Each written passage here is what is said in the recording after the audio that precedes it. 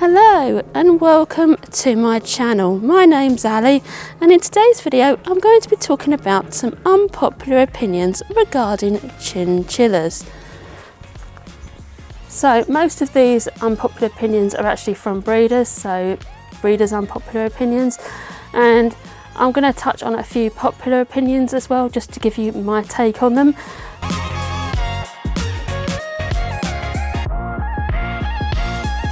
Okay, so the first opinion is that chinchillas do not need time out of their cage, and actually giving them time out of their cage is dangerous for the chinchilla and has absolutely no health benefits or benefits at all to the chinchilla, and the only benefit is for the human that owns the pet.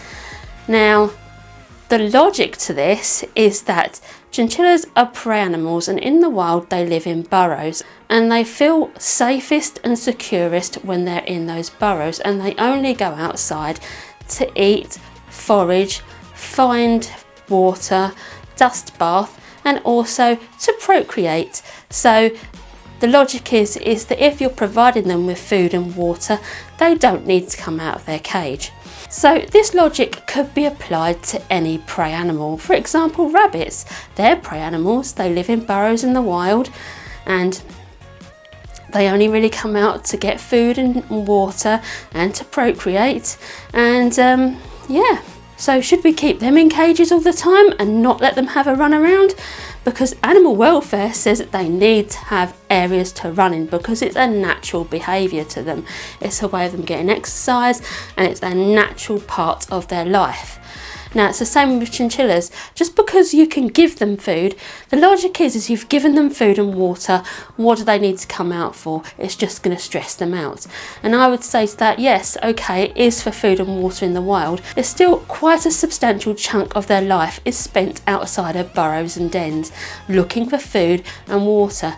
So this is how they've adapted. So this is why they have things like defence mechanisms like the fur slip, etc. Because they are meant to go out for food and water and to procreate and to use their bodies and exercise. Now, if you're going to say, because I've given them food and water, I'm not going to let them have any exercise outside their cage, then you really are restricting the quality of their life, because you're saying you're denying them certain aspects of their life that they would have in the wild. That being said, I do think that they do not need hours and hours outside their cages, because the environments they have in the wild is quite different from the environment you get here, and they've had to adapt to be able to survive our particular climate. So it's not a good idea to have them out for hours and hours and hours, because they can have fits, they can have seizures, they can die from exhaustion. So yeah, denying it altogether I think is not a good option. Now that being said, you have to use your common sense. If your chinchilla really doesn't like being outside their cage, for example, I have got a few chinchillas that really do not like being outside their cage. For example, Mira, if I get her out of her cage, she will literally go and find the quickest hiding spot she can, and she will stay there until you put her back in her cage. She does not like it. It freaks her out. She likes the safety of her cage. She doesn't like being outside her cage. So if you have a chinchilla that when you let them out, all they want to do is run and hide and stay there and not do anything else, then I would say don't let them out of their cage. Don't think to yourself, oh, I've been told that I have to let them out for this amount of hours a day, or however long you want to say. Don't think that because people are telling you that you have to let them out every day means that you have to force your chinchilla to come out every day if they don't enjoy it. If they're not enjoying it, and if they're just hiding away the whole time, just don't have them out. If it's stressing out the animal, it's not worth it. If they're not stressed out, like a lot of mine aren't, they actually wait at the door waiting to come out. It seems silly to deny that.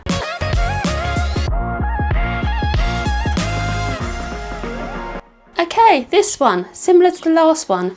Chinchillas should be kept in smaller cages, and the logic for this one is, again, because they live in burrows in the wild and they are quite restrictive, these burrows, and there's not really much space. That is how they prefer their cage to be, which is true. which is why you have to put lots of hides in your cage, because that's the area in which they'll go to that simulates almost the undercover burrow area, and that's why you need to provide lots of hides in your cage. However, again, this logic again that, you know, because they live in burrows, therefore, and you have food and water, they shouldn't have an extra area. The extra space is going to freak them out. Now, this is not the case at all. So yes, they do live in burrows in the wild, which is why you have to simulate that by giving them hides and places to go undercover. However, they do not live in burrows the entire time, and when they're not in their burrows, they're normally out and about foraging, leaping about, getting exercise that way. Now, if you're saying, right, because they live in burrows in the wild, they can live in really tiny cages, then you're denying another aspect of their life, which is the ability to act in natural ways. You know, they don't spend their entire lives in burrows, and you can say, oh yes, they only come out for food and water, but again, that is a big part of their life still, that part of their life that is leaping around, leaping from rock to rock, or in this case ledge to ledge, and just having that little bit more space to explore is beneficial for them. And denying that opportunity, they may not want to, they may stay in their hide the whole time, but not giving them the option to have a bit more of a stretch is just silly to me. The only time I would say it's more beneficial to have a smaller cage is when you are breeding chinchillas, because it is far safer in a slightly smaller cage. Not the very small run cages, but certainly slightly smaller than a pet cage. You have to have them smaller because of the safety issue.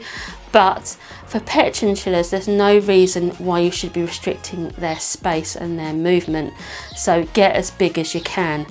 Okay, so now a little bit of a rant about Facebook chinchilla groups. Now, I don't belong to many chinchilla groups anymore because, to be quite honestly, they started to piss me off. I do belong to two, both of them are American-based groups, but the groups in the UK, oh my gosh. But my husband still actually does belong to a lot of these groups, and he often likes to show me these gems of posts that people put up. So the other day, someone put up, can 3 chinchillas live in this? And they showed a single thickets house cage. Now, thickets house cages, single ones, are small at the best of times. No way they could fit more than 1 chinchilla in there. And all the breeders and experts on these chinchilla groups have been saying, yeah, that's fine. 3 chinchillas can live in that, that's fine. And there's a reason why it's called a single chinchilla cage. There is no room for them to actually have any of their natural behaviours. So why on earth are they telling this woman that it's okay to put 3 chinchillas in there? That's what I mean. It's all got a bit warped with this cage thing and how big a cage should be, where people think it's acceptable to put 3 chinchillas in a cage that size. Also, another one. The other day, when it was 32 degrees in the UK, one of the hottest days of the year so far, someone unfortunately had put up that, you know, she has air conditioning, but she can't afford to use it because obviously electric and gas has gone right up. And people have responded on this post saying, oh, it's okay, just freeze some cans and they'll be fine, freeze some items and put them in their cage and they'll be okay. And honestly, this day was so hot. My house was sweltering, and the only place that was cool in my house was my chinchilla room. Now, I don't mean that sound to be harsh, because I know we're all struggling and I know that fuel prices have gone up, electricity's gone up, everything's gone up, and it's a hard time. But if you cannot afford the electricity to run an aircon for a few days, then I'm sorry, you shouldn't be owning a chinchilla, because if you can't afford that, you cannot afford vet bills and essentials such as food and hay for your chinchilla. You just wouldn't be able to afford them if you can't afford to put on aircon for a few days. Now, to me, the response should have been, no, try your best to put it on, because at the end of the day, if you've got a way to keep your chinchilla cool and you're not using it, that amounts to me as animal abuse. Because that chinchilla is going to be in absolute torture for a few days, possibly even die. So I don't get why these people were saying, yeah, it's fine, just put some slates in the freezer and it will be fine. No, not on a day like that. You need aircon, and especially with how hot it got. It's just the mind boggles. Anyway, that's a little side rant for you. Sorry about that. I need to get that off my chest.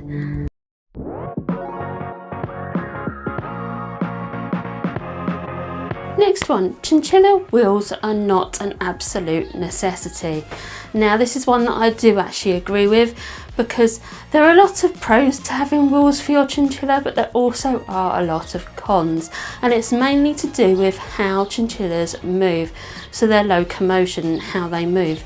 They move about by leaping, whereas hamsters, rats and mice and other rodents like that actually move by a completely different form of locomotion.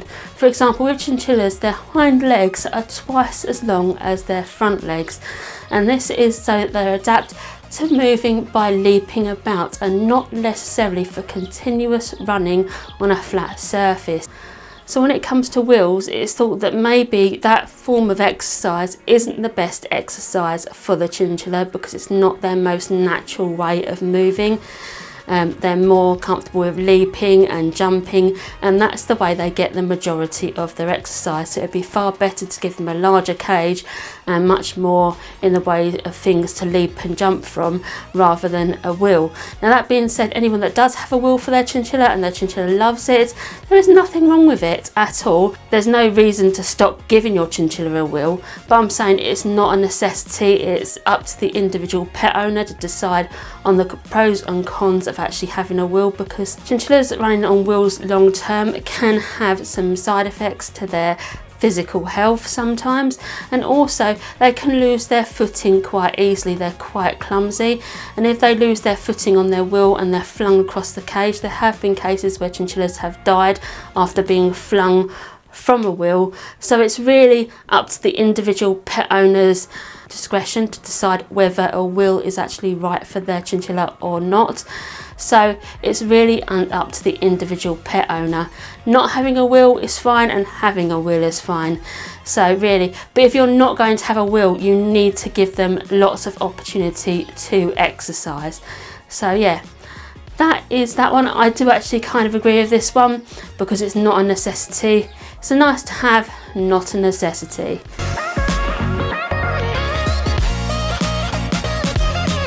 Okay, so you should ration and limit the amount of chinchilla pellets a chinchilla has a day. Now, I strongly disagree with this, and that is because chinchillas are not rabbits. They don't tend to overeat on chinchilla pellets, and it's much better and safer for you to free feed your chinchillas. Now, what does this mean? It means letting your chinchilla have access to pellets 24/7.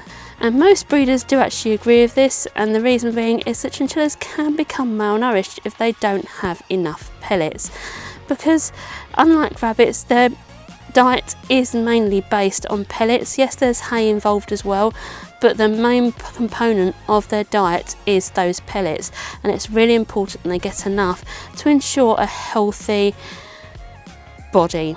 And rationing the pellets may actually cause malnourishment in the chinchilla. So again, yeah, they're not rabbits. They don't put the same rules as rabbits on chinchillas. I know rabbits do overeat on pellets and can get very, very overweight. The only thing you're giving your chinchilla is hay and pellets. There's not much else going on. So yeah, it's really important to make sure they have enough of those, and the easiest way to do that is to free feed them so they have access to pellets 24/7 a day.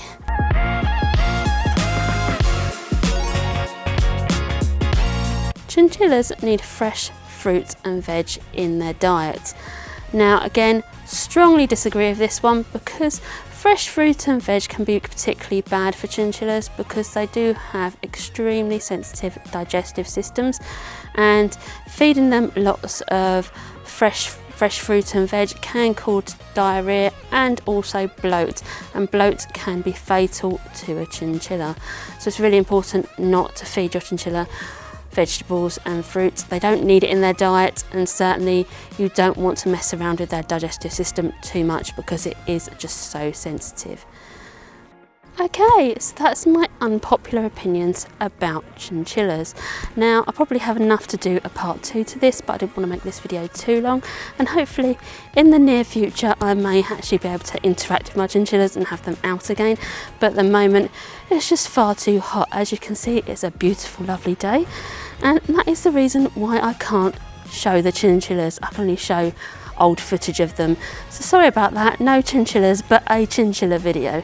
So hopefully see you in another one soon. Goodbye for now.